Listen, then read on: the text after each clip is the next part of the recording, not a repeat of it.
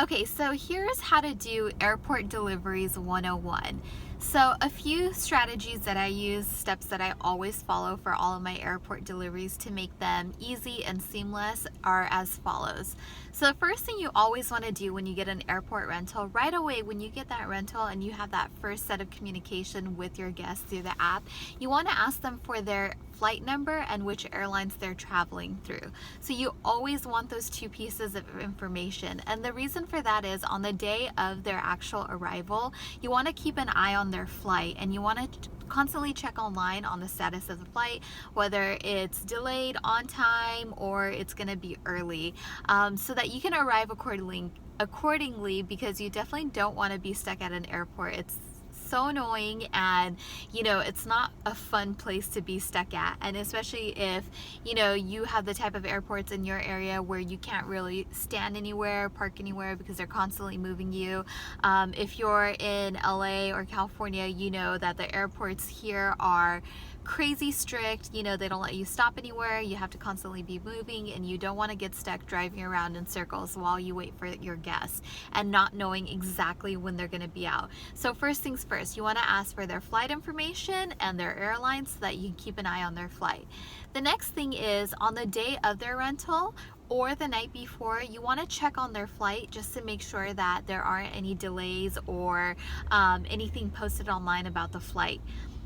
A lot of times I've noticed that when a flight is delayed or it's arriving early, usually renters don't get the chance to shoot you a message and let you know what's going on with the status of their flight. That's why you want to constantly check and see what's going on so that you can leave your house accordingly. And then the next thing is, you want to message them and let them know exactly how the handoff is going to go. So over here, I deal with LAX or John Wayne or Long Beach Airport, so this could be different based on where you are, but you always want to tell them, like, you want to give them a marker, you could say. So here at like LAX and John Wayne, when you step out of the terminal, there's pillars that go all up and down the terminals, and every pillar has a letter and a number, and so it's the easiest identifier for somebody that's traveling to tell you where they're standing. So in my communication with them prior to their trip, I always let them know, hey, once you exit the airport, shoot me a message and let me know which pillar number and letter you're standing at, so that it makes it so nice and easy to find your renter. Literally, it's pinpointed, they let you know where they are, and you can pull right up to them. So they don't have to tell you, oh, what are you wearing, or other ways to try to identify them and find them. This just makes it so easy, and it also gives them a peace of mind too, because I think that's something that makes renters really nervous, is they always wonder, especially if they're traveling to a new city for the first time, they're always nervous about how they're going to find you, how they're going to find the car, and how's the handoff going to go. So you want to just give them that assurance that's going to be easy, because I'll know exactly where you are and I'm just going to pull right up to you. So you definitely want to let them know that as well.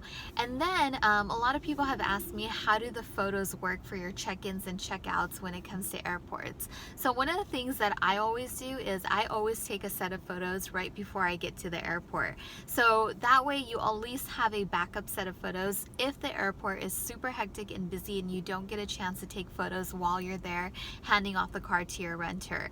And then what I try to do is, when I'm at the airport, I try to grab some photos if it's possible. Especially here at LAX, it's really tough because it's such a busy airport.